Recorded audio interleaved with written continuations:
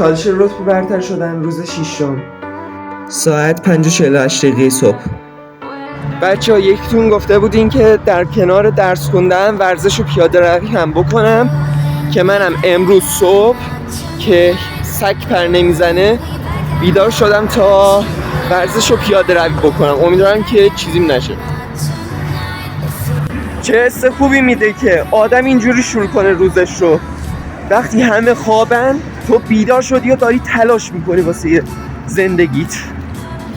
امسال دیگه موفقم. من امسال مطمئنم موفقم.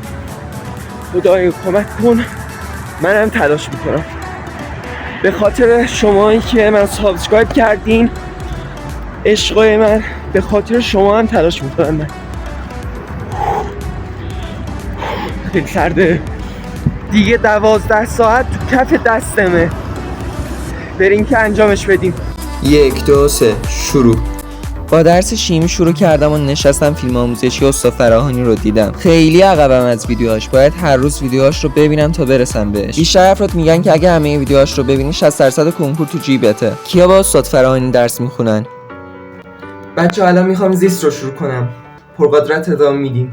شروع کردم به خوندن زیست و تستنی و نکته نویسی. زیست نقطه قوت منه و بیشتر از هر درسی دوستش دارم. حتی بیشتر از درس‌های دیگه واسش وقت میذارم. من واسه زیست یه تکنیک استفاده میکنم. اونم تکنیک پاسخنامه‌خوانی هستش. شاید باورتون نشه این تکنیک تو روند پیشرفتتون خیلی تاثیر داره. انگار نکته رو لقمه میکنه و میذاره تو دهنت.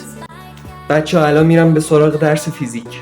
شروع کردم به دیدن ویدیو آموزشی استاد براتی. داشتم ویدیو آموزشی فصل 2 فیزیک دهم رو میدیدم. ویژگی‌های فیزیکی مواد. فصل راحتیه ولی خیلی پر تکنیکه. واسه اینکه تکنیکاش یادت بمونه فقط باید تست بزنی. امروز قراره آموزشش رو تموم کنم و فردا شروع کنم به تستنی. و بچه‌ها اینم یادآوری کنم که من فقط بخشایی از درس خوندنم رو ویدیو میگیرم. چون وقتی خیلی ویدیو میگیرم حواسم پرت میشه. بعد از اینکه فیزیک رو تموم کردم تصمیم گرفتم با شما لایو بشم و درس بخونم.